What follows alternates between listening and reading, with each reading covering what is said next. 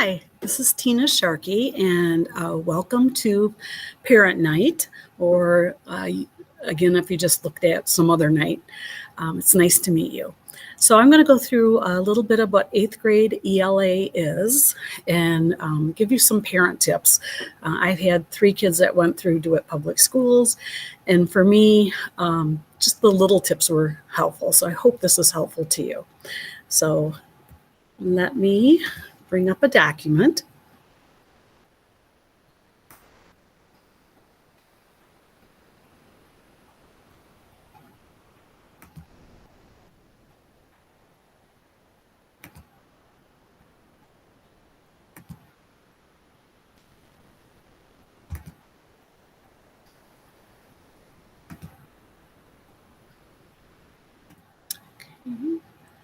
All right, so I hope right now it should be up. It's called Helpful Parent Tips.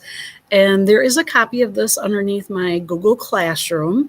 So if you ask your student to pull up their 8th grade ELA Google Classroom, you can also see this document on there. So we will be using, with COVID still coming in and out, the 8th grade Gold Team Google Classroom. For our weekly assignments, and on there, so our 8th grade Google Classroom, I'll show you in a second, but in there is a weekly calendar that has both what we did in class and what is homework. It is also available in your student Google Classrooms. In this case, it would be ELA. You'll need to have your child bring that up or give you their password. On the Google Classroom, there's extra worksheets if they are copyright available, and I'll usually tell the students if they're not. Videos that were made for class, and so right now we do have some students out with COVID, so I am making videos of when I do read alouds, if we're reading a book, or if there's something they need to see me do. There's going to be reminders for test reviews on there, and also reading tips and study tips. And so in just a second, I'll show you my Google Classroom.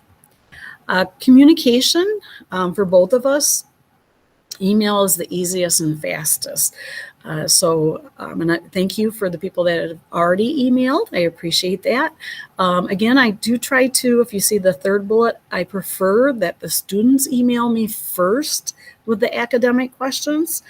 If after I've answered that, they're still unclear, then as a parent, yes, I do want you to email me. And this is preparation for high school workplace, where really the student should be advocating for themselves first. Best time is I do have planned, if you look at the second bullet, from 9:35 to 10:32 this first trimester. If it's after 7:30 in the morning, I won't read it till 9:35 when I have planned. And if you email me after 10:32, I might not get till about 3 p.m. Things I like to hear from parents, and several people have done it. You're leaving for vacations. It is important to try to at least give a week notice on that for teachers. When your child is absent, that goes through the office. But if they have illnesses or aches or pains I need to know about, and especially social emotional things. So if something made them cry in class or something frustrated them in class, I'd like to hear from them. And as they get, I did have a student already say something had been done too fast, and that's great. They can just shoot me an email. I want to know. I don't, just like everyone, not perfect every day or perfect every hour. So, if they need me to slow up, or they don't want, someone at their table is bothering them, those are things I'd like to hear from them first. But again, if you see your child sad, frustrated, mad, please feel free to email me. Maybe something has happened in the family. Somebody's got a illness, or grandma and grandma are sick, or, please email me, and as well as all the other Gold Team teachers. Some other things, I am always available for help before school. Mr. Moondrose also is before school. If they are going to come in, they need to let me know ahead of time, and the earliest would be 7 a.m.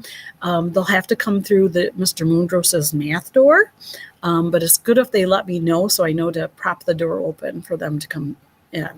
I'm also after school almost every night, and I tell them ahead of time if I'm not going to be there that night, but generally always after school as well. They do have independent reading. We started that last Wednesday, August 31st. So they have a reading log. They get Wednesdays in class, and they also get seminar time. But please, arrange with them to figure out, I tell them at least 3 days for 15 minutes to be able to finish, okay, which I'll get to in a second. Independent reading will count for 10% of their 90% grade. So 90% is their assessments, which will be like their essays, reading the novels that when we're reading them. And then 10% is homework or smaller in-class work. So the independent reading goes under the 90%, okay? They can read magazines, newspapers, or any kind of book. They can read at their reading level. The length varies and where students are at. They'll know their reading level after we do that first MWEA, or they may know it from their spring one if their 7th grade teacher told them. They're going to be doing 2 mini book reviews. They need to be handwritten to cut down on plagiarism. The first one is due week 6, which is the first week of October. And their second mini book review, it will be due week 11, which is late November, beginning of December. Okay, and I'll be going through that with them in class week 3, so next week.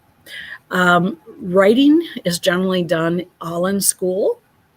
A lot of it is handwritten out to prevent plagiarism. If they're absent on major writing days, like for instance, when we get to the essays, generally it's like a 5-day cycle that we go through. And if they were absent one day, they can usually get caught up. It's when they're gone 2 days. Now, if they are home for some reason, whether they're in quarantine, if they're not too ill to work, it'll also be on the Google Classroom and they could work on it at home. But most of it, I try to have it, most of the writing, so it's done in class, I can work with them. I do encourage reading. If you're going on a road trip, they have empty time periods in their life. Example, watching a sibling practice. I'll be honest, I know it was boring, like my son watching his sister's practice. Right there, he could get in sometimes a half hour or more, or even watching some of their games. He could get his work, homework done and his reading done. Or I tell them, about 15 minutes a day, at least 3 days a week, and then they should be fine keeping up their independent reading. Okay, let me go back and take that off. Okay, so the second thing I do want to bring up is our website.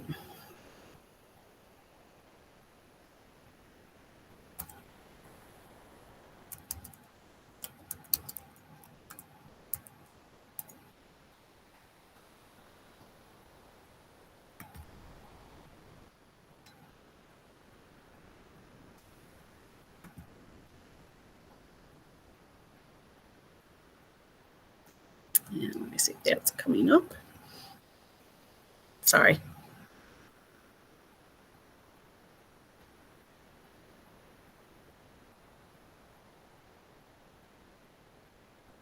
So the Gold Team website you can get twice a month. Here it's coming. Twice a month, Mr. Cravata and the secretaries, they put out the newsletter for the school. So I believe it came out last week, and so in 2 weeks, you can always get to it though. So when you get to our slide in that bi-weekly newsletter, you can click right on our slide and it'll bring you to the 8th grade Gold Team website. And underneath there, I'm not sure it's going to come up yet. There it goes. You can see under weekly assignments, this is the fastest way.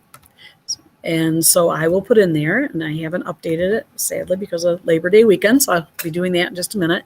But it's a fast way for you to look at like what we're doing in class. So if you look, the in class is there and the homework is there. Okay, so this is just a fast and easy way for you to know what's going on in the classroom. And as I showed you, you can get to that for any of the 4 core teachers. Okay, so that's a quick and easy, and it's right off the bi-weekly school newsletter. So I hope that helped you. Right now we are doing a poetry unit, and that will take about a month. And after that, we'll be getting Chains, a novel about the American Revolution. So thank you, and I hope you have a good evening and you learned what you wanted to know about 8th grade ELA. And again, any questions, please feel free to email me, either about your child in particular or just about ELA. Thank you.